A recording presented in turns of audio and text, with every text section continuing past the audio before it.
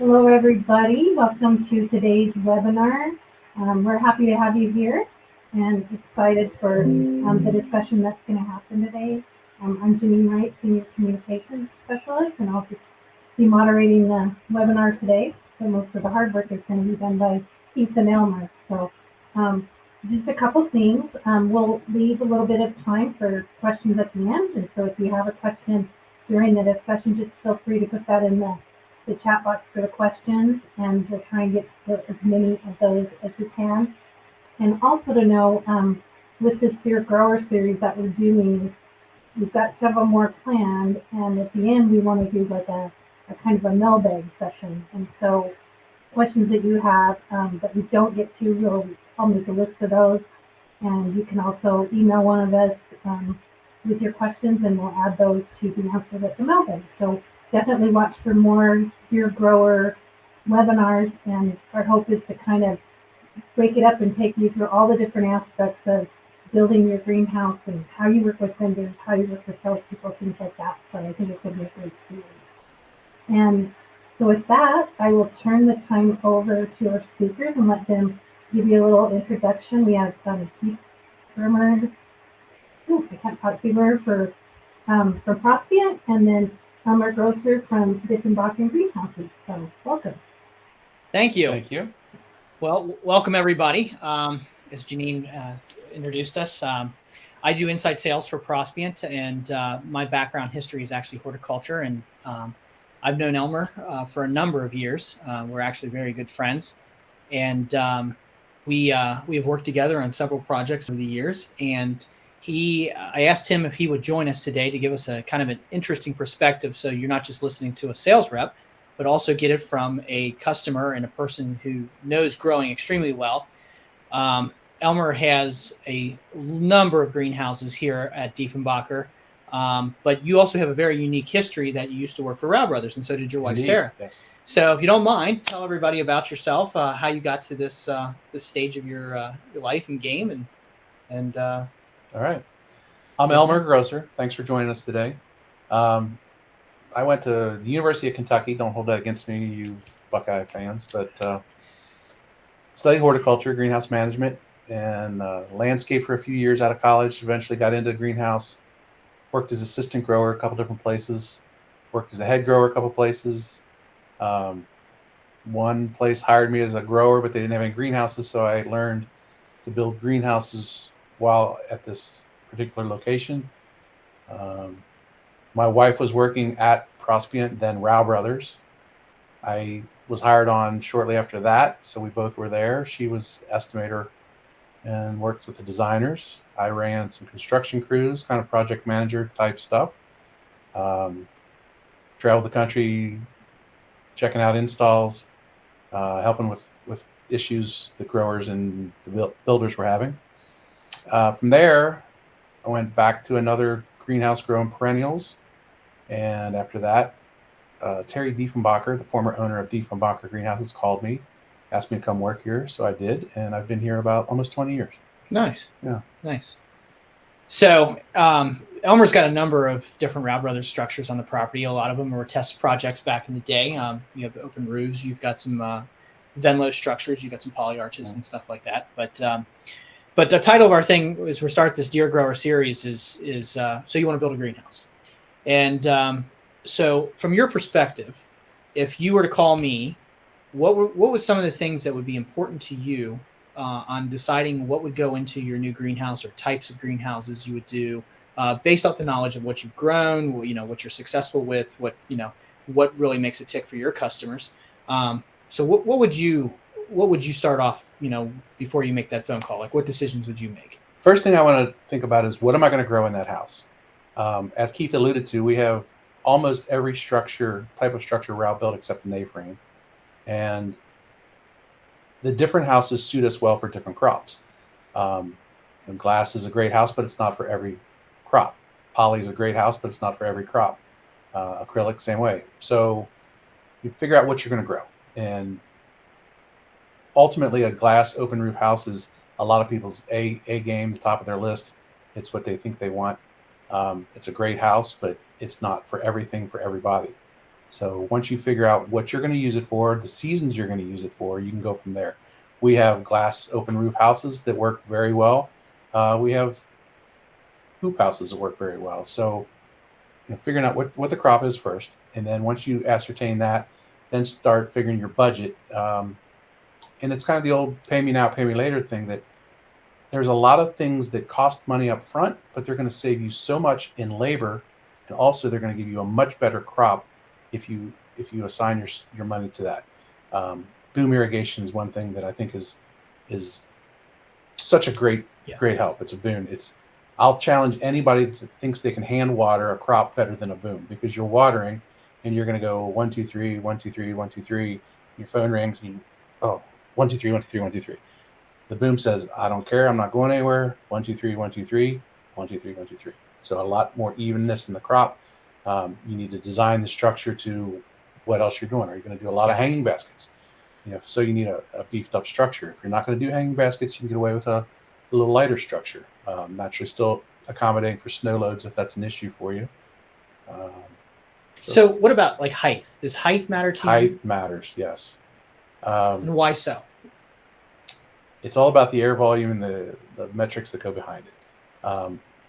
The smaller the greenhouse, the more surface volume to the air volume. And that's harder. The houses want to heat up quicker. They want to cool down quicker. They're not as stable. If you think of it as a sponge, the air is a sponge. The larger the sponge, the more stable that air mass is. So the highs come up slower, the lows come in lower, so you get a more consistent temperature instead of just these spikes and peaks and valleys. So it's a good point, because we used to see a lot of back in 20, 25, 30 years ago, heights were 12 to 14 feet. 10 to 15 years ago, we were starting to do 16, 14, 16 was more prevalent. Now we're seeing somewhere 18, 20. Vegetable ranges are going high as 25. Sure. So some people, they look at that, and if you're doing something like a glass range that you don't have to climb on the roof to replace the poly, or polycarbonate might have to be replaced every 10 to 15, that's huge. It's a huge ordeal, and stuff like that. But you also have to look at the safety factor of how tall you're making the greenhouse. Right. With that being said, does width matter to you? Do you see it better as shorter bays, or do you see wider bays? Or so we have a complement of sizes, as you know. The last house we put here is 300 feet long. It's the longest one on our premise, and it's a bit cumbersome to get product out of the house the way we're set up. So if I was going to build another house, I don't know that I would go. Well, I don't know, let me qualify it and say it's 300 feet, and to get in and out, we start at one end. So we have to go all the way to the end of the house. If we were loading and unloading from the center of the house, it'd be a game changer. The advantages of a wider house and a longer house is it reduces your equipment cost per square feet. So if you run a boom and you put one boom in a 40-foot wide house versus two booms in a 20-foot wide house, you just bought one less boom. That's true. So things like that take into consideration when you're laying that out. Yeah, so that's important. And you brought up hanging baskets, which, with your boom systems, and you also do a lot of hanging basket systems here. The big thing that I usually try to talk to people about is bar joists, Absolutely. And you and I have had this conversation, actually more of an argument over the years, which is fine, but the depth of your bar joist really does matter on our point for engineering and loading capabilities. And, I've seen bar joists out there with real thin bars, and I've seen real thick bars on the heavy duty like Venlos and the open roofs. But really in our case, we have to look at deflection. We need to know what you're going to put on that structure, so that as the weight carries down from a heavy weighted down 10, 12 pound hanging basket, we got to make sure that engineering or loading is going to hold it up, because I go into some greenhouses that you're kind of going, whoa. And, it could cause issues with the hanging basket system running straight true. It could cause issues with watering, unlevelness, and easiness and stuff like that. But, that's an important thing that we would talk to you about, is that you would have to say, hey, not now, or maybe later, we're going to be putting hanging baskets in here, and this is what we want to grow, because we know per square foot what that hanging basket is going to make for us to pay back our dividends. It's interesting you say that, because back in the day when I was at Prospient, Rao Brothers, the basket systems were just pretty new. And the first couple that were installed, there wasn't enough consideration given to the structure. And the end walls actually would kind of pull in a little bit, and we had to go back and beef them back out to hold the whole structure so that it wouldn't pull in, because there's so much weight on those basket systems. And those, you get a line that's 250, 300 feet long and it's loaded with baskets and you have multiple systems. That's a lot of weight on your structure. Mhm. So you definitely want to make sure your structure is geared and designed for that load. Especially if you're doing glass. Yes. The weight of glass with tempered glass now, it gives you a really good R value, but you're also adding more More weight. Mhm. And so you have to account that with, how wide, at that point, you might want a 42-foot wide, but you may have to go down to like a 36 or 31.6 just to be able to accommodate for the load. So why is this important to you? You don't care what he's talking about. I don't either. I just want the house to stay up when I have baskets on it and snow falls on top of the roof, right? Right. So the other thing we worry about from our end when he's talking about deflection and bar joist height and all this stuff, we want to know what's our gutter height, how much is the bar joist coming down, and then we're putting a basket system under it, and then we're putting a boom underneath that. So now all of a sudden, you might have the baskets hanging down with plants, and they're hanging, and the boom's trying to run through it. So you got to consider all the layers that go into this house, and that's why it's important that what we're talking about. Yeah, and that brings up another subject too: is heating. If you're starting to add hanging baskets, you're in March, it's still cold, it's in the 30s, 40s, starting to get warm. You're wanting to get off and start to cool with natural ventilation or forced ventilation. Heating, unit heaters are still very prevalent in greenhouses. They're inspirationally cheap compared to, say, in-floor heating or boiler heat or something like that. But it also can take a big play on your crops too. True. We have to look at and see how much heat you might need to melt the snow off the roof, or how much we need to heat the crop to whatever its desired temperature is. Absolutely. So to you, this is a very interesting subject that comes up a lot of times with growers when I have this discussion. Is height of the heater itself. So if you're going to do unit heaters, we'll start with unit heaters. I see some growers that want to put it way up in the top, so it's above the canopy of the crop, but also then you're going to interfere with the shade system or the heat retention system. Some growers want to put it down low, so it's at the surface of the crop, a couple feet off the surface of the crop, but then you're going to have issues where it's up in the air, you won't be able to melt your snow off. So to you, like, if I were to say, you're going to do a lot of hanging baskets, does that position of those unit heaters going to matter to you? It does matter, and it's more of a left and right than an up and down. We typically like to hang them from the bar joist because, like you're saying, that heat rises. So if we put it up in the top, now I got to heat all this air mass to get the heat temperature I want down here. Whereas if we bring them down a little bit below the bar joist and shoot the air out using horizontal airflow fans, we can keep a more consistent temperature throughout the house, and we don't have as many pockets or stratification of the layer, microclimates, right? So we like that, but then what we'll do is we don't typically overload the house with basket lines across the house. We'll do some, and we have systems, we have space, we have systems. That way we get some light penetration to the floor, because even with the higher gutter, you got to be careful that you don't over densely populate the top, and then your ground crops will suffer. If you're growing something on the ground that can take a lot of shade, a fern crop, then it's not an issue. If you're growing something that needs more sun, then you don't want to put too many baskets up there. So we'll put the heaters between the basket systems to blow down the line through the house. And that's a good question too that comes up too with this is that I hear this a lot of times from different growers too, is they talk about shading.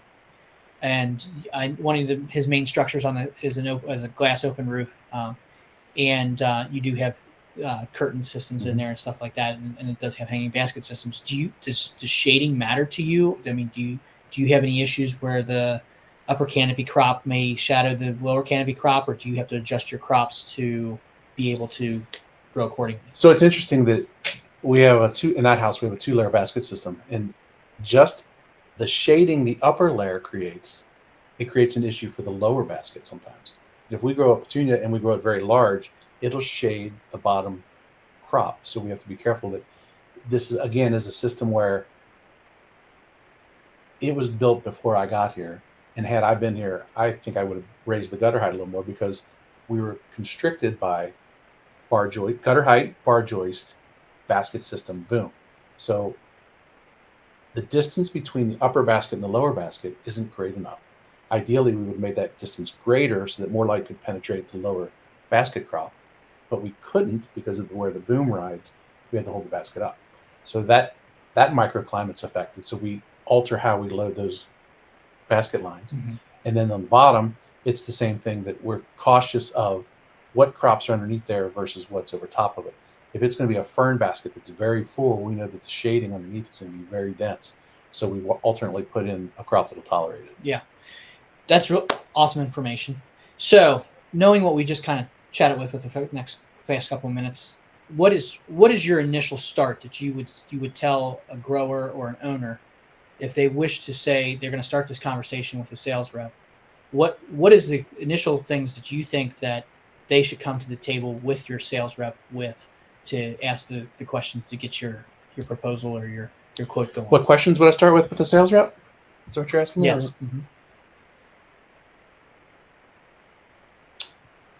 Or expectations that you think out of the sales rep that they should be doing for you, to I'm get you looking going. as much as you like to think you keep up on things, or as much as I like to think I keep up on it.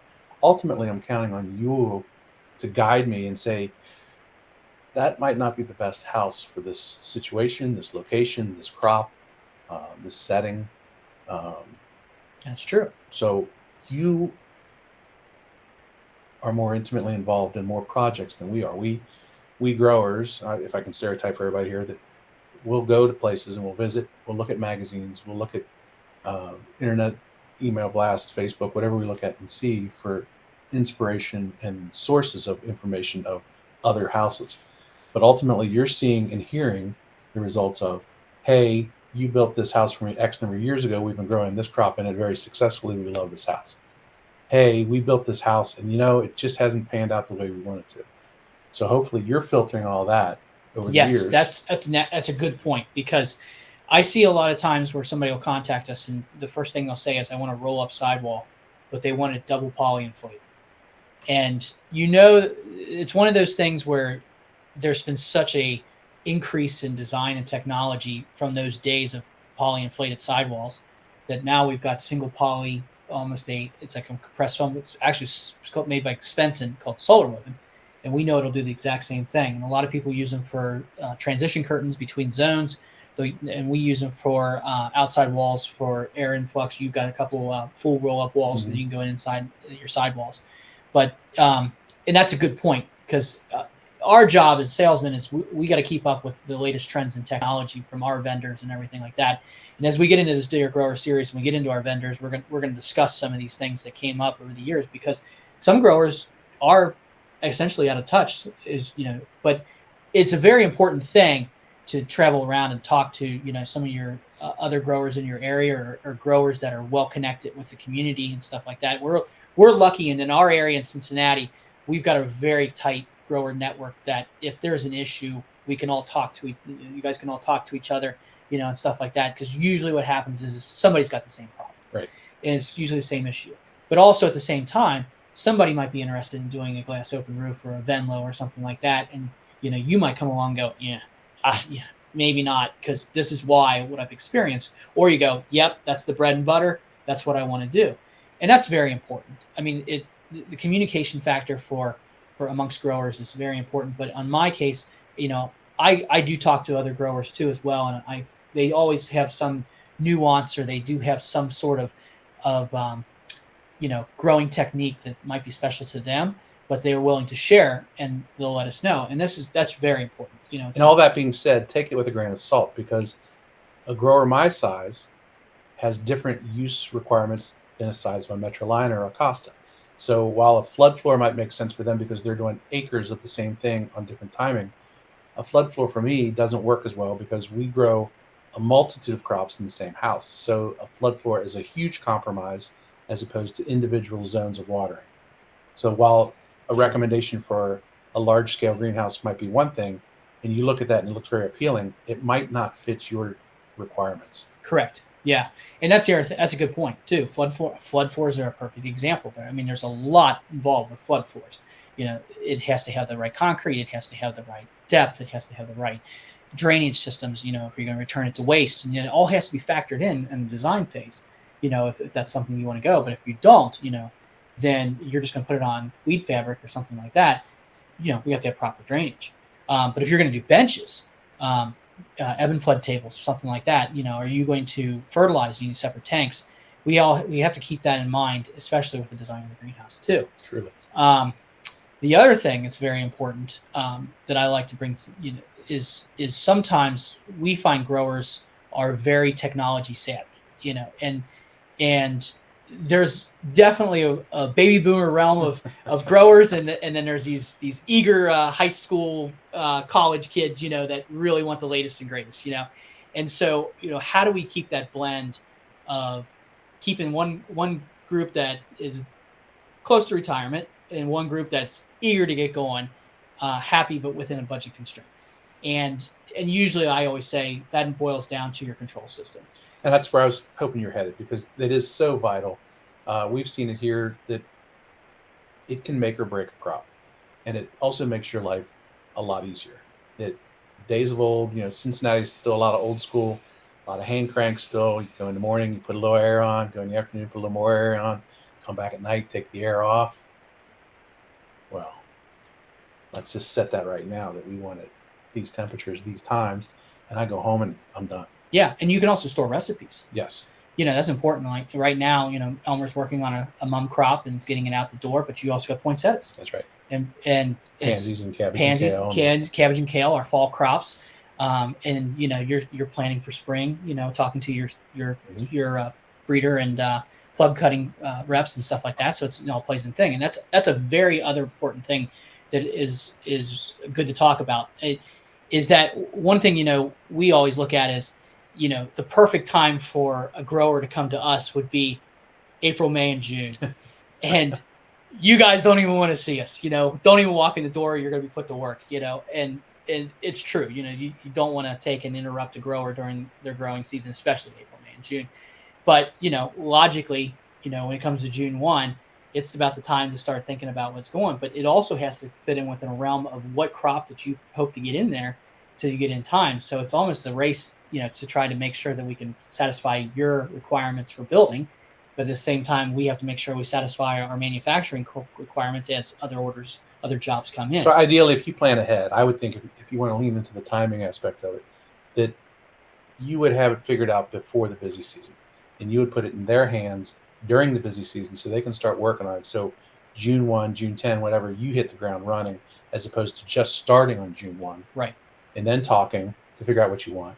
Right. And then deciding and laying it out, and then starting the fabrication process in the factory, and then finding the crew, and then scheduling. Because then all of a sudden you're going to start hitting deadlines, and the weather's going to turn bad, and you're not done, and you can get delays because of weather. Yeah.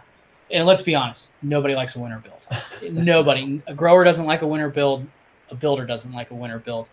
And ideally, your biggest thing is I have to have a spring crop. That first job you talked about, I built it as a winter build, and we had like a foot of snow.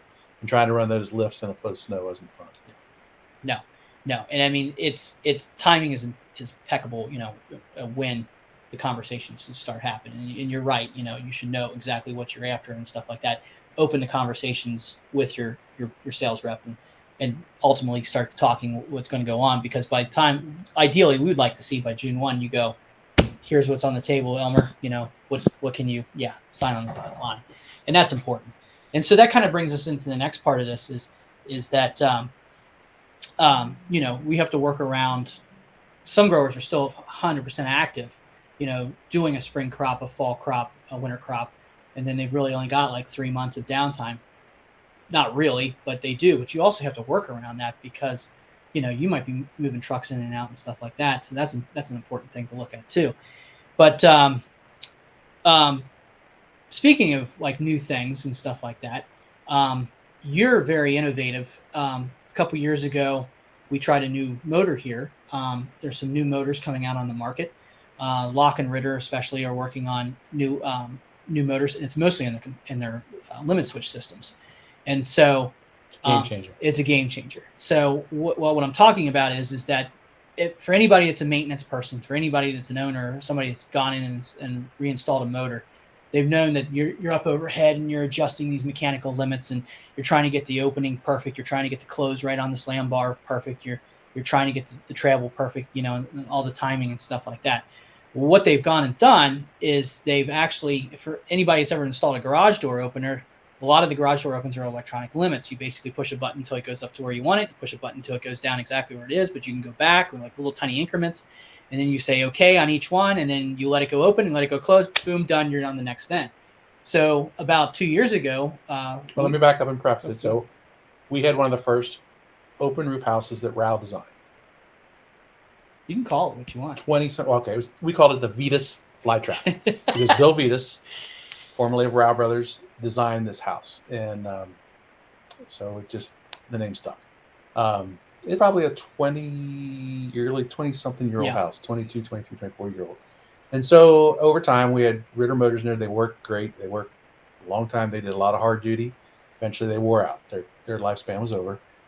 So we drug our heels until we heard that Locke was coming out. They were coming first with this new system. And anybody that's built a greenhouse, if you hire a crew, a lot of times the crew doesn't want to set the limits because they don't want to be responsible. Or the electrical. Or the electrical. As the owner, if it's a new type of system, you're afraid to set the limits because you don't know what it's supposed to do or where it goes or just how much pressure is on this. Or you crash the vent. Or you crash event. That's what you're trying to avoid. So there's just this whole, you do it, no, you do it, you do it. This lock system and the Ritter now following behind it, it's a game changer. You press buttons and it's done. Yeah, it was like 2 dozen. Was it something like Yeah. that? Yeah, 2 dozen motors. And Corey, his right-hand guy, set all those 2 dozen motors in 18 minutes. Yeah. 18 Literally. minutes. And if you really think about it, that's probably a normal limit switch system would take you about 30 minutes. Mm-hmm. And And monkeying with it and getting it just right. Yeah, and then you can go back at any time and adjust it if you find out, Mhm. because you're going to get that, depending on temperature, how cold or tight your aluminum is on the house and stuff like that. You might come back in July and realize it's a little loose, but it might be real tight in the wintertime. But it was a game changer, and that's the kind of things that the sales rep like us, we're looking at that kind of thing because we know that if we can get those limits in there and get you operational, crops in. Because as soon as the last person, the punch list is done, the last person leaves, that crop is starting in that thing because Right. you're going to find out what the nuances are, the microclimates and all that kind of stuff, and all the things that you need to do. So things like that are very important that we have to look into. Is stuff like that. As new cloths come out, new diffused poly is newer now, and so we're starting to see a lot of growers wanting to use diffused poly if they have a poly house, stuff like that. Some growers still want to use acrylic. It's few and far between, but you're still seeing the polyarch style houses out there and stuff like that. It's a very good entry level. It was actually the 300 footer you were talking about was a polyarch house because it worked well for what you were doing. But that's very important. Is that might be on your wish list is what I'm trying to say. And every grower is going to have a wish list. You're Absolutely. You're always going to have a wish list, but there also has to be practicality. And every time we'd build a house, whether I was working for somebody or doing it myself on our property, we would make 3 levels and say, this is the basics. Pick a number. I need 1 acre under cover. And I'm going to grow spring bedding plants and fall crops, and that's it. Okay, so what do I need? So the basic would be, for us, our basic is the the polyarch house with the vents in it. And then we go up from there and say, okay, well, what about a poly open roof? Okay, then the ultimate top line for us is what about a glass open roof? So we look at it and we weigh the pros and cons and say, okay, while the glass open roof has almost zero maintenance on the glazing, unless something breaks, right? A glass break, or sometimes a rack arm might give out. Very little maintenance. Relatively high priced compared to the polyarch, right? So we look at it and say, it's just not worth it for some of the crops we're going to put in there. So we can't justify it. So we'll step away from that. But then we'll look at other structures and say, maybe, maybe not. And we'll kind of work through each thing and say, okay, we have a budget, and how do we best feel our money is spent? Are we better off putting it in to booms and basket systems? Are we best into putting in an improved climate control system? What about the heating? Do we want floor heat in this house? We have a house where we have floor heat and minimal heat in the basket systems and the rail systems to melt the snow off. But that house grows phenomenally great pansies because we put heat in the roots, we run the air temperature really cool, and it grows the best root system with the stockiest pansies. Whereas we can't quite get that with a forced air system, a forced air house. And you actually bring up a really good point. It's a great topic that we can talk about with this is that you may, you got your dream house, your wish list house, everything you want to have in there. And sometimes things are over budget from what your expectations versus reality. So what can you tell people that you can come back and upgrade this later? Like, what are things that you would say, hey, these are must-haves in this house that I must have, but these things here, I might be able to come back in 6 months, 1 year, 5 years and do. What would that be? If you it's designing the house to accommodate all those things. Build the house right first, put the accessories in later.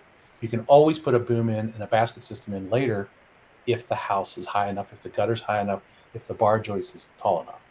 If you build a house and say, well, I'm going to save it because if I lower the gutter height by 2 feet, I need that much less polycarbonate on the sidewalls. I need that much less whatever. So that's good. And another thing is, I hear this all the time. Every grower says it. I really want concrete. So that's a thing that honestly, it would be great if you could pour concrete first before the house goes up. You put your stub posts in, you pour your concrete, and stuff like that. You're prepping, you're ready to go. And that's one thing a lot of growers do these days is they might be putting stub posts in, they might be putting their concrete in, say by November when we're kind of getting cold, but we're still kind of warm enough that you can do it. And then as soon as it hits June 1st, boom, they're ready to go. That's an option that a lot of people I highly recommend looking into, especially if you want it, your time frame is off, but you can do it as you can start early like that. But I hear it all the time. Every grower wants concrete, and concrete is not cheap. And whether or not you're going to do that or not, it can be an upgradability option, because a lot of times, a lot of growers now want floor heat. They want some kind of in-slab heating system, which is perfect because you can get all those pipes, those tubes in the ground, ready to go. And then by the time that, the greenhouse is up and maybe you're waiting a year or two before you're going to pour a slab, you can have that all ready to go. And then you can come in with your heating system down the road, even though you have unit heaters up high. So, you might start with a cool crop at first, but you're planning for a fall time install. It's perfect because it all lines up. The stars align, you got your heating system, you're good to go for the wintertime. So that's the type of things that you got to think of too, is that, like, what can I do in the future sometimes if the budget that you have isn't being hit? And so, the important thing, hanging baskets. If the greenhouse isn't making money, you're not building a greenhouse. If the greenhouse is making a lot of money and you know that you have to keep growing at 3 to 5% a year, then you're going to make those choices that's going to really set you above, competitors and what you need to do and stuff like that. And that's important. And that's the important conversations that you do have to have with your sales rep, so that you can take and, you might have a 5-phase plan, a 3-phase plan, a 2-phase plan. If you bring that up with your sales rep, then you'll know over the years that will keep you on track. You'll keep us on track. And then we know your nuances because, usually in the first phase, there's always something that comes up. But if you're doing phase 2, phase 3, phase 4, and you know that nuance is going to come up, by times phase 5, it should be a walk in the park. He gets his greenhouse, and we're pulled out, and he's making money. There is another point to making it in phases, because if you think about it, when you were doing a project, and if you haven't done one in a while, you forget some of the nuances, like he's alluding to. So when you do phase 1 and you build the shell and the structure, then you're in the house. You have time to think about other things. You think about, well, maybe I really don't want hose spigots at the end of the house. Maybe I want to put the spigots in the middle of the house. You say, who cares about hose spigots? It makes a big difference. It really does. Just those little details. Because where are you if you're doing a portable injector to run something through it, hose location matters. Is the hose going to be in the middle of the aisle and I'm going to roll carts over it? If I'm not doing a concrete floor right now, I still probably want to pour a concrete walk if I can afford it, so I can get carts down there. I mean, carts are huge. Let's face it, right?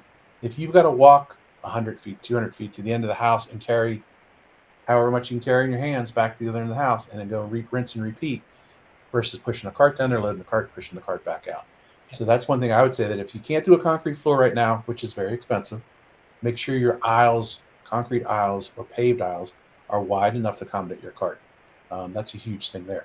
But like I was going to at first, if you're in the house and it's not finished, you can think about it. Maybe you can make a tweak in phase 3, which isn't coming up yet, but all of a sudden you realize, I don't really need this kind of curtain. I need a different kind of curtain. Or I want one that has more light and good heat retention versus what I thought I wanted. Right. So you have time to research each thing individually versus saying, okay, it's June 1, I want to build a greenhouse. Let's see, what do I need? And you need to think about this and this and this and this. And you got so many things to research and figure out how it fits into what you're doing that you get overwhelmed, and it's hard to do a good job with every aspect of that project. Right. And this brings up another major subject that's very important, and this is mostly on the grower or the owner's end too, that a lot of times gets left out, and that's electrical requirements and gas requirements.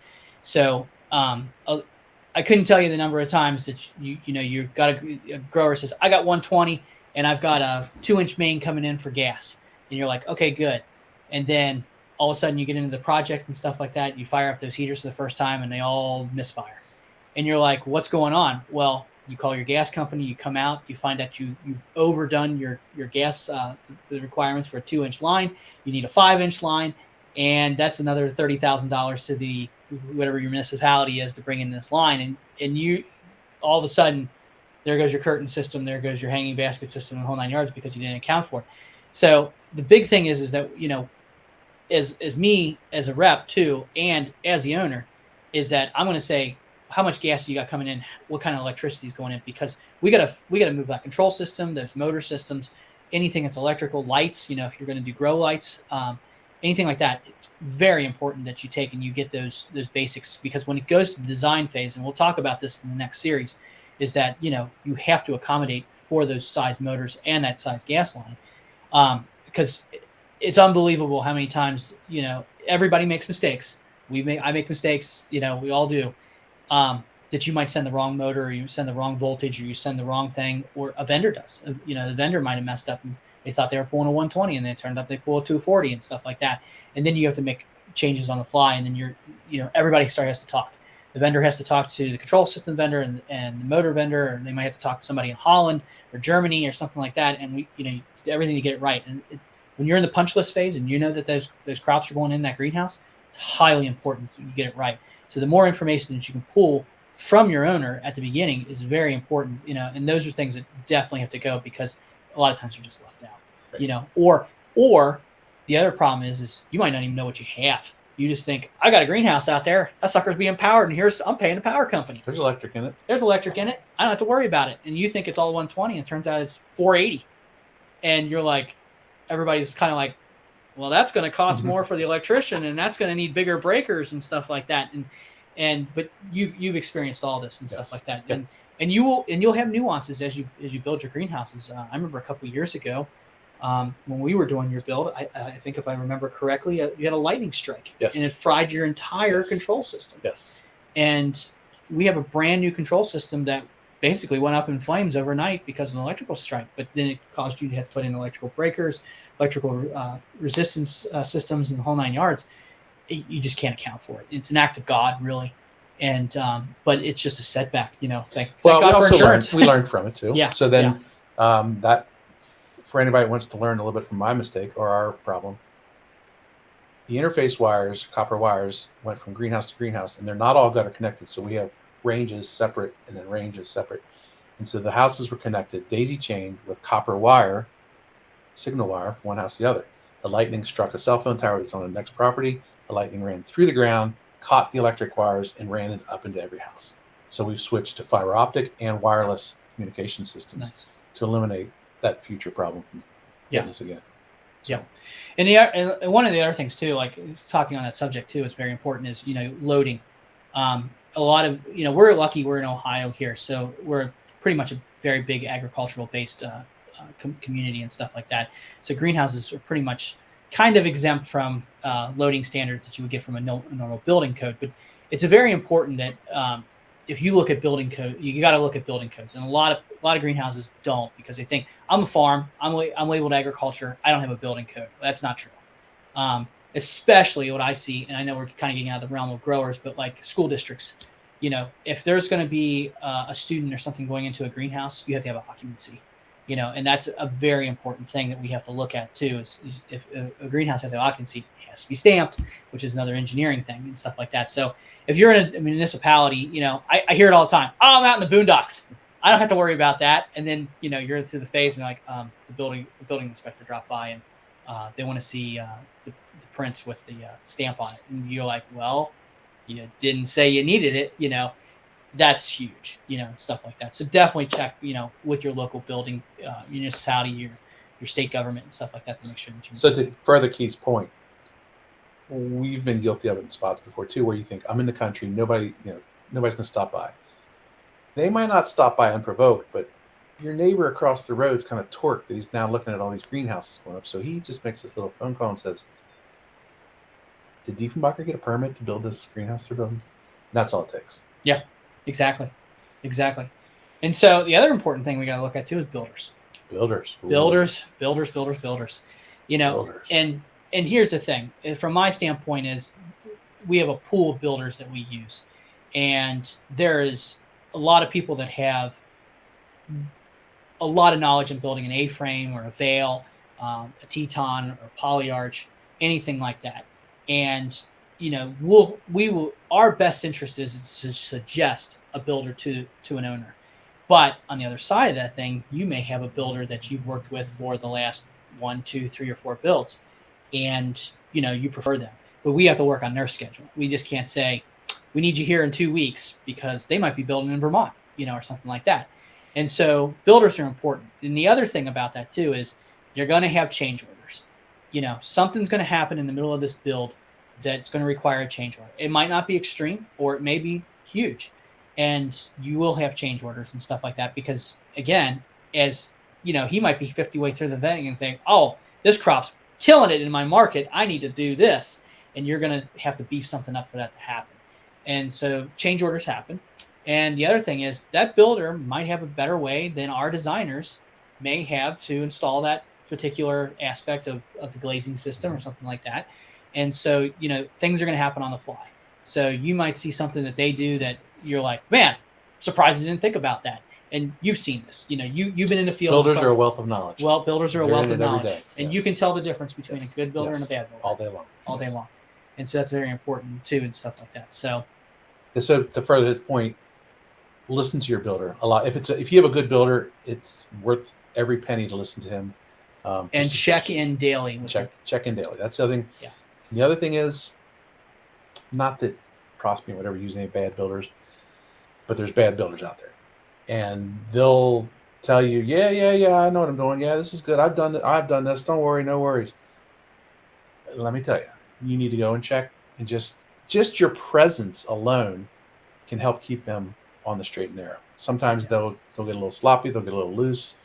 Maybe their boss man might hang out somewhere else and not be on your job site, and he leaves the laborers hanging out. So make your presence felt once in a while. Yeah, and that's a good point too, because making your presence felt, like in Prospiant's way, we have on-site project managers, and so your project manager should always at least come to the site, if not weekly, bi-monthly or something like that, just to make sure you check in, because if you just got somebody that's on a telephone in Timbuktu and you're calling in and they're like, yeah, everything's going great, and it's storming out there and they think the builder's on site, then something's off. You want to make sure that your project manager, especially we have our in-house and our traveling PMs, they're always on site. They're always helping out and stuff like that. And they're the gun runners for the build crew between that.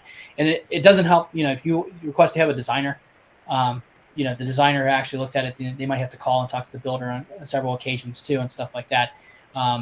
In our case here, it's good because, Prospiant's only about 30 minutes away from Elmer's location too. So a lot of them have been up here and for training exercises and everything like that too, which is very important. So your project managers are important, your builders are important, your designers are important, the vendors who you choose are very, very important. And so it really all comes together when you, Mr. Grower, build this greenhouse. So as long as you got good help. As long as you got good help. And you have a good grower. So with that, I think I'm gonna kind of wrap this up a little bit for today and for the next couple of minutes. And we're gonna do a little rhetorical fun here. Let's say Elmer's got an acre of property and he's got an unlimited budget, and he is ready to build his greenhouse. So you're ready to build this greenhouse, Elmer. If you could do it today, what structure would you do and why? If I didn't have to pay attention, I would build a glass open roof house with 2 shade systems, Open roof or Venlo? open roof, Okay. 2 shade systems. Okay. One is a heat retention, one's a shade. In-floor heat, booms and basket system. What gutter height? 16 to 20, somewhere in there. What width of bays would you choose? I like the 40-footish. So like a 42 footer. 42, yeah. So I'll give you several peaks. hmm So with that, if you had an open roof of 42, you would have several peaks. Would you do a direct or indirect drive? Now, me as a salesman, I would say go direct because then it gives you individual control of each peak. But we like the direct drive. We like. Yeah. There's just times when you just want to override that one peak for one reason, and it's spraying. Yeah. Spraying or something like that. so let me go sideways on yeah. that point. So okay, we didn't talk about building gutter connects or building individual houses. Sometimes like a Quonset house. Sometimes it is desirable to build a series of Quonsets. Sometimes it's more desirable to build a block of gutter connect because of like zoning. So if you're growing a bunch of little crops, it's nice to have those Quonsets because you have the individual temperature controls. If you do a block, my point is, if you do a block of a gutter connect and you're not growing all of one thing or one requirement temperature and light wise, make sure you zone that. And don't just zone it by a drop curtain. You got to zone the heat, the vents, roof vents, the sidewall vents, so there's ventilation, so that you can cordon off those sections. Maybe you're not using the whole house at once. So if you start in the spring and you only need 20,000 square feet of a 60,000 square foot structure, you don't want to heat all 60,000. So if you have it blocked into threes, you can start out in this 20,000 square foot, run it, and have the other shut down, then ease into it. So zoning of the house. Zoning house, very important. It's very important to think about. So you mentioned the dual layer shade systems. Do you have a certain percentage of shade that you like? So the problem for us is we've always done a compromise of we have them in glass houses, so we use it primarily as a heat retention tool, but also in the summer we use it to block some of the light because we don't need so much solar gain in the heat of summer. So, that's why I would do one is almost a solid woven fabric for heat retention, then do another one with maybe, for us like a 50% shade. Yeah. Well, that's, and this is where me as a salesman can step in and say, hey, Elmer, this is something new that I know that's out there. A lot of people don't know about it, but it's starting to become kind of popular is you got the systems where they kind of crisscross like this over each other. And Spence's guy, it's called Par Perfect. And so you can go, if you're doing a poinsettia crop and you're trying to push them for, say, a December 1st sale or day after Thanksgiving for that matter, you can actually adjust it from 0 to 100%. So you can go to a blackout system. So not only can you shade, you can also take and adjust the par value so that you could do that, and that's something like I would bring to the table and say, like, you got a dual layer system here, but have you already thought about the Par Perfect system? There's pros and cons, right? Obviously that, I'm going to say this to him, but he's also going to have the pros and cons when I give him the information that might not fit what you're going to do. Mm-hmm. But that's an important thing, like the conversation you should have. So that's good to know on your shade system. Would you continue to do the dual layer hanging baskets? You mentioned that you had a little problem with the shading issues. If I had the height, I would. That's why. If you had the height, you would. When we built the last house, we actually put in a 3-layer basket system, but the 3rd layer was so shaded, and then of course the ground crop was even more shaded, that we struggled with quality. So we decided to go back to a 2-layer. I'm comfortable with the 2-layer if the units are spaced out enough between each other, so you get plenty of light around, ambient light around into the crop below. And then you mentioned heat. What was your ideal heat? I do a floor heat. I like it. You like the floor heat? Yeah, it's very efficient as far as dollar spent on heating. We really like that floor heat because once that floor warms up, it holds it. It's just a nice thermal mass to keep that heat even. And we find the boilers, especially these new high efficiency boilers, actually run less if that thermal mass warmed up, and then you have a crop on top, kind of like a blanket holding that heat in. And so you actually don't have many benches here. We have some. We have 20,000 square feet, and that's about it. Yeah. Because you're more of a ground grower and Right, stuff like that. right. So which would make sense, especially when he's doing an in-floor heating system. Control system. Do you have any preference or anything that you like? I'll stay out of that fray because it's like buying a pickup truck. Do you want to buy You want to buy a TRX, or do you want to buy yourself just a regular Ram? Or do you want to buy a Ranger or the Ford, whatever? F-150. No, the little one, the little guy that they took. Oh, the other day. Maverick. The Maverick. Yeah. Maybe a Maverick suits you. You can tell we're car guys. Yeah. Yes. So it's the same with controls. That, for me to say, oh, Argus is the only way to go, or Prius is the only way to go, it's not. It depends on what. Again, back to structure type, back to everything else we talked about. What are you doing with it? Right. And that's also a good point too, because your control systems are ever changing. I mean, we've got a Cultivate this year. We were introduced to the Juniper system from Wadsworth. That's a new system that's coming out here in the early part of the year. Patricia is going to be on one of our vendor talks here in about 2 months. So she'll probably talk a lot about the Juniper system that's coming out. But it's things that, we would bring up to you, because a lot of times, as you mentioned, Elmer actually does not live in Ohio. He lives in Kentucky. He's a Kentucky boy at heart.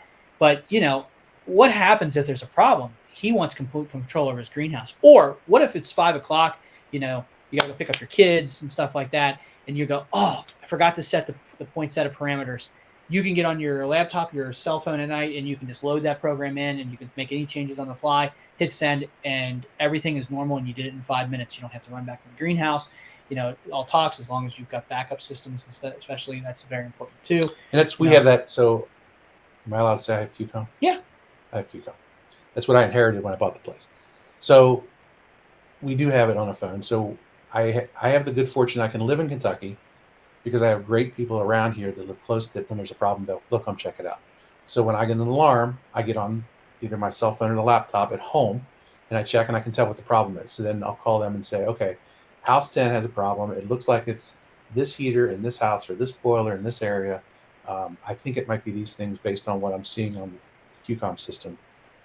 So then it gives them something to look for in their search of what the problem really is. Yeah. So that's great. So as you've seen it, we got some good perspective here from Elmer. I really appreciate everything you've done.